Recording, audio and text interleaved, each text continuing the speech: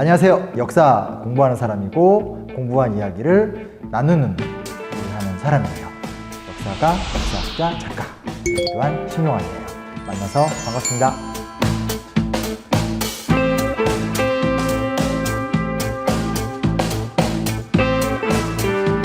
여기 보면 통사가 아직 어려운 초등학생 이 말이 나와요. 이 책의 기획 의도의 핵심이 아닐까라는 생각이 들어요. 공식적으로 초등학교 한 5학년 정도 되면 선사시대부터 시작해서 근현대사까지 오는 역사를 공부하게 되는데, 교육학적으로 봤었을 때 아이들이 시간의 인과관계에 대한 이해가 있다는 얘기거든요. 그전에는 그러면 역사를 호흡하지 못하냐? 그건 아니죠. 다만 그렇게 체계적이고 논리적일 수는 없는 나이거든요. 좀 그러면 어린 나이에 재밌고 즐겁게, 하지만 중요한 역사 인식을 가질 수 있는 그런 방법이 뭐가 있을까를 고민하다가 주제별로 한번 접근해보고 인물별로 접근해보자. 그래서 아무리 어린 아이들에도 저는 이순신이 누군지는 알아요, 저는 세종대왕이 누군지는 알아요, 이 정도 되기 때문에 딱 그 눈높이에 맞춰서 이야기를 꾸렸고, 그 첫 번째 편으로 명장, 아주 뛰어난 장군들에 대한 이야기를 갖고 왔고, 컨셉 자체가 굉장히 좀 장점이 있죠. 그러니까 VR 역사 올림픽이잖아요. 제 자녀들하고 같이 해보니까 아이들은 진짜 VR의 세계를 너무나 편안하게 즐기고 아이들은 되게 자유롭게 누리는 것 같아요. 그래서 저희 책에서는 주인공들이 VR의 세계로 들어가게 되는 거죠. 뭐 예를 들어서 김유신 장군과 함께 그분에 대해서도 알아보고 그분의 업적이 뭔지도 알아보고 역사적 사실에 대해서 학습할 수 있고 공부할 수 있고 배울 수 있고, 그래서 아이가 이게 되게 의미 있었던 사건이구나, 좀 튼실한 내용 있는 역사 학습 만화를 좀 만들어 보는 게 이번에 컨셉이었다고 보시면 돼요. 기가 막힌 책이에요. 부끄러우신다. 사실은 저도 원래는 이제 성인 저자로서 책의 A부터 Z까지 제가 다 쓰는 입장이었는데, 저는 기획이나 어떤 디테일한 고증을 담당하고, 또 작가님들은 통사를 아직은 좀 어려워하는 초등학교 저학년생들의 눈높이에 맞춰서 또 글을 쓰시고, 또 마지막으로 이제 그림으로 딱 구현을 해주니까 이게 협업의 장점이다. 흥미로운 경험이었고 재밌는 경험이었어요. 당연히 만족스럽고요. 근데 재밌어요. 제가 읽어봤더니 저희 아들을 비롯해서 친구 아들들, 딸들한테 다 읽혀봤거든요. 애들이 재밌다고 하더라고요. 자, 이왕 만났으니까 퀴즈 한번 해볼게요. 점수로 사람을 평가하는 그런 퀴즈 말고 그냥 재밌는 역사 이야기 한번 이렇게 주거니받거니 하는 시간으로 마련해 봤는데, 고려시대 거란의 신만 군사를 거의 답을 주는 건데, 귀주 평원에서 바람의 방향을 예측한 뛰어난 전략으로 무찌른 장군은 누구일까요? 이거 자체가 어렵나요? 힌트를 조금 주면 귀주 대첩. 더 필요한가요? 고려. 이거도 안 되나요? 강시. 더 이상 줄 수 있는 건 없어요. 옛날엔 아마 어머니들은 막 그런 거 들었을 거예요. 무슨 막 그가 태어날 때 하늘에 별이 떨어지고 막 이런 얘기 있을 텐데, 정답은 강감찬 장군입니다. 강감찬 장군이 10만의 거란 대군을 물리쳤다.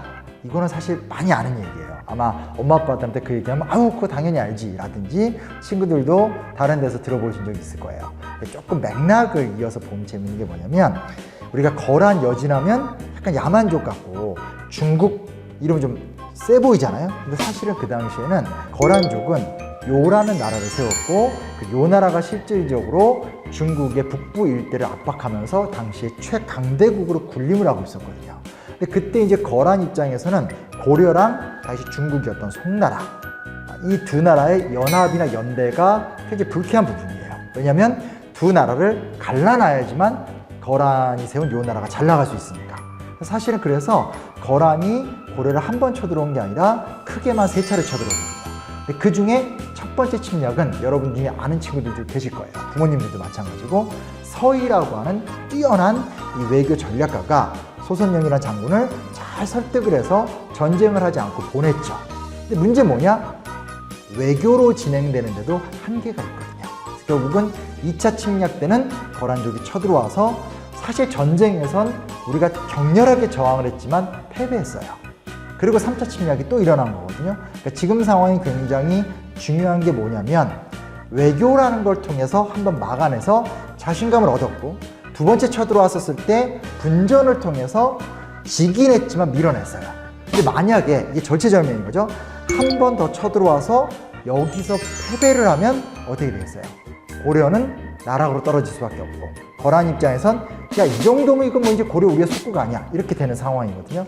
바로 그 순간에 결국은 강감찬 장군이 치열하게 싸우고 지혜를 발휘해서 결국은 승리했다라는 거거든요. 그러니까 한 사건으로 봤었을 때 대단하다라는 것도 있겠지만 맥락을 보게 되면 만약에 이때 강감찬이 막아내지 못했다면 큰 문제가 생길 수 있죠. 국가 자체에 위기가 생기게 되는 거니까. 그런 맥락으로 기억하시면 서희도 들어봤고 거란도 들어봤는데 연결이 되네. 그리고 무엇보다 연결시켜 생각하니까 대박. 진짜 강감찬 대단하네. 이렇게 좀 생각해 볼 수 있을 것 같아요. 물론 VR 올림픽을 보면 제가 얘기한 것보다 훨씬 더 재밌게 이야기 나오니까 꼭 보실 필요가 있습니다. 자, 그러면 일단은 제 첫 이야기는 여기서 마무리를 해야 될 것 같은데 저희 멋진 명장들의 이야기는 이 이후에도 계속 좀 이어지게 될 거고요. 그때도 재밌는 퀴즈 그리고 재밌는 정답, 느껴지는 의미 같은 것들 이런 것들을 살펴보는 시간을 좀 가져보도록 하겠습니다. 신용환 작가가 직접 기획하고 감수한 VR 역사 올림픽 그리고 이와 관련된 유튜브 영상 다음 편에서도 계속 이어집니다. 기대해 주세요.